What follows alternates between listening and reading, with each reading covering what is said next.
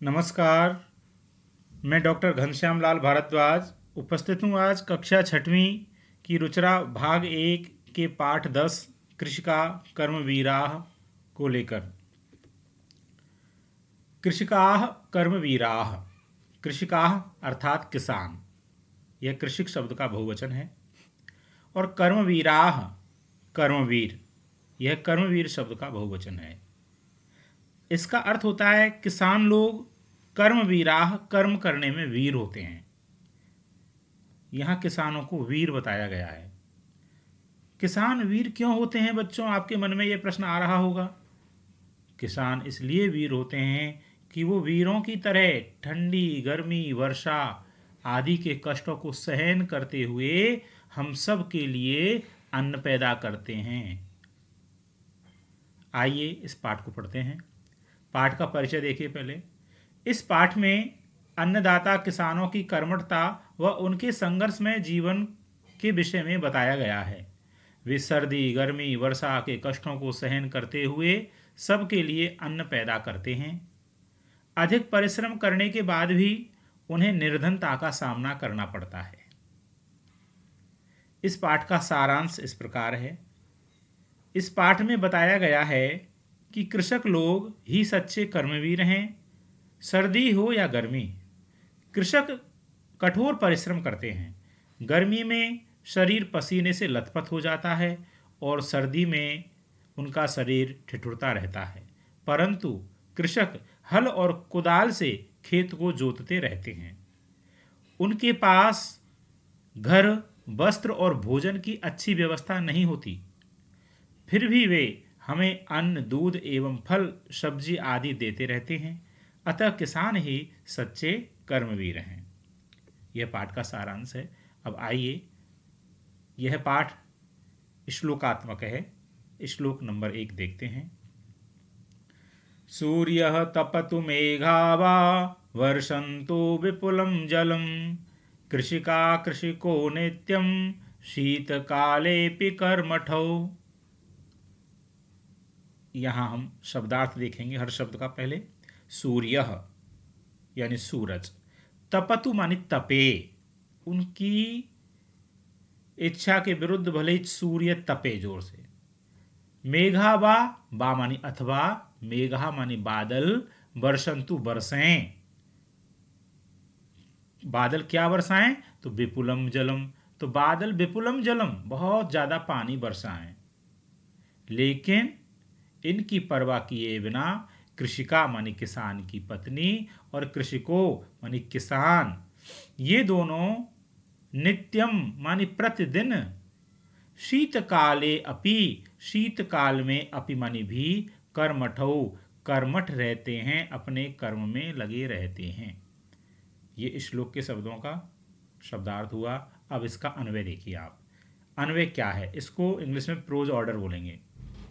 अर्थात हिंदी अर्थ के अनुसार श्लोक के शब्दों को जमाना, उनका अर्थ जिससे कि सरलता से मिल जाए, अन्वय कहलाता है। देखिए अन्वय। सूर्य तपतु मेघावा, सूर्य सूर्य, सूरज, तपतु तपे, मेघावा वा मानी अथवा, मेघा मेघ मानी बादल, विपुलम जलम, विपुलम मानी अधिक, जलम मानी पानी, खूब पानी, बरसंतु बरसाएं।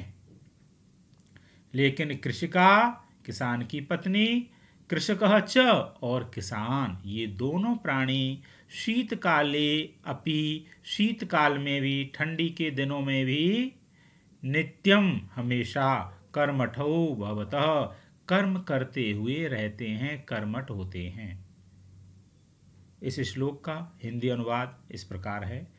चाहे सूर्य तपता रहे या बादल अत्यधिक पानी बरसाएं, किसान तथा उसकी पत्नी सदा सर्दी के समय में भी काम में लगे रहते हैं। श्लोक नंबर 2।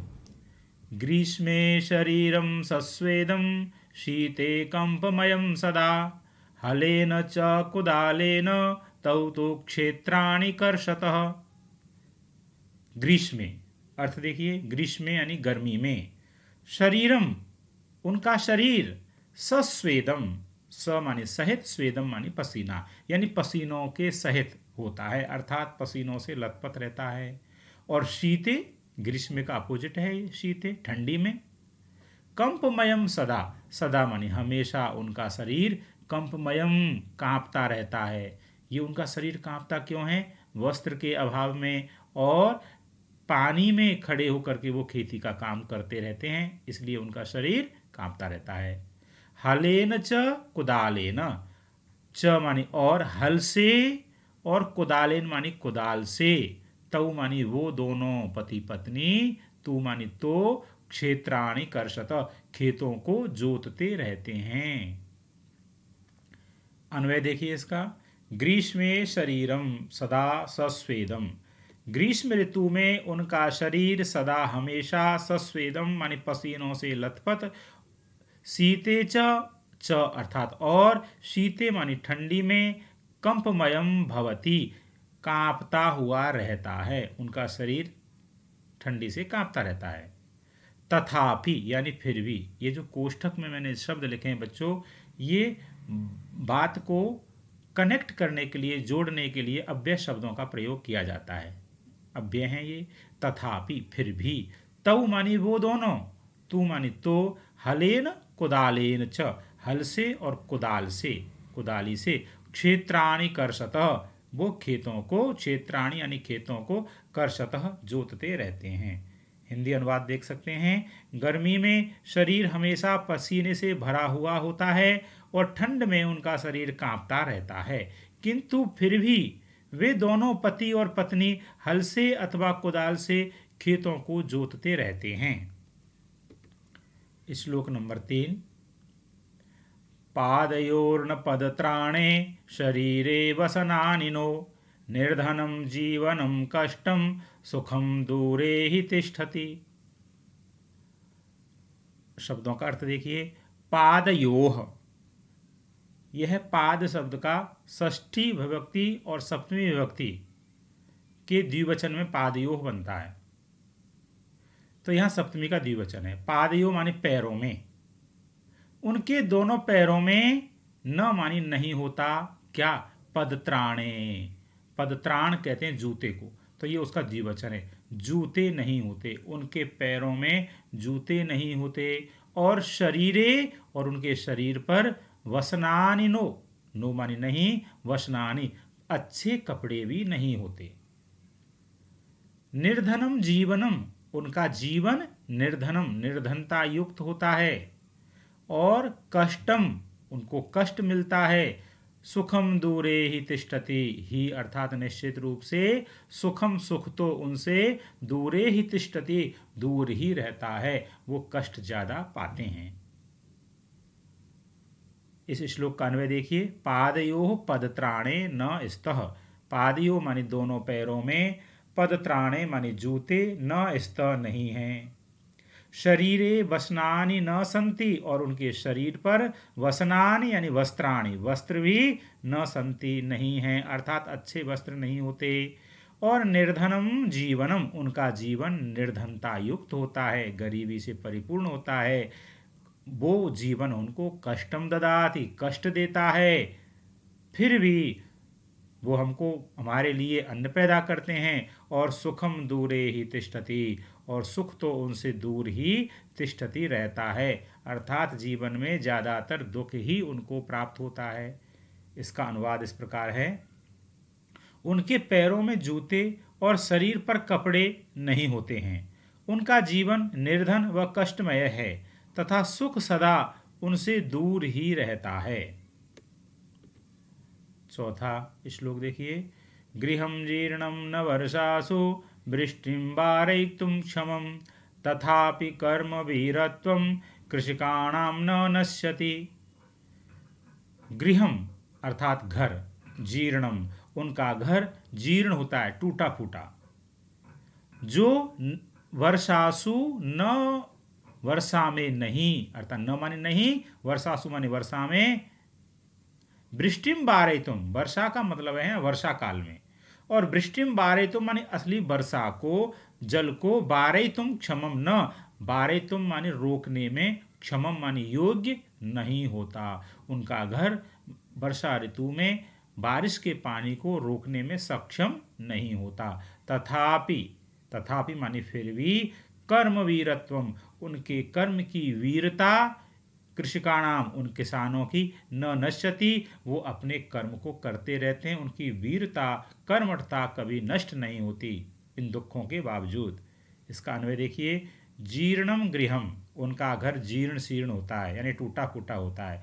वो घर वर्षासु वृष्टिम वारयितुम क्षमम न, वर्षा काल में वृष्टिम मानी बारिश को, वारयितुम मानी रोकने में, क्षमम मानी योग्य, न अस्ति नहीं है। वह घर वर्षा काल में बारिश के पानी को रोकने में समर्थ नहीं होता। तथापि फिर भी कृषिकाणाम मानी किसानों का जो कर्म वीरत्व है, कर्मठता है, वह न नश्यति, कभी नष्ट नहीं होती। वो इतने दुख के बावजूद अपनी कर्मठता को कभी नहीं त्यागते हैं। हिंदी अनुवाद देखिए, उनका घर टूटा फूटा होता है, जो वर्षा के समय बारिश को रोकने में समर्थ होता है, फिर भी समर्थ नहीं होता है, असमर्थ होता है, फिर भी किसानों की कर्मनिष्ठा नष्ट नहीं होती, अर्थात वे कृषि के कार्य में सदा लीन रहते हैं, लगे रहते हैं। श्लोक नंबर 5, तयो श्रमेण क्षेत्राणि शस्यपूर्णानि सर्वदा, धरित्री सरसा जाता या शुष्का कंटकावृता। तयोः श्रमेण, उन दोनों के, श्रमेण मानी परिश्रम से, क्षेत्राणि मानी खेत, उन दोनों के परिश्रम से खेत जो है, सर्वदा मानी हमेशा, शस्य पूर्णानि फसलों से परिपूर्ण हरे भरे हो जाते हैं।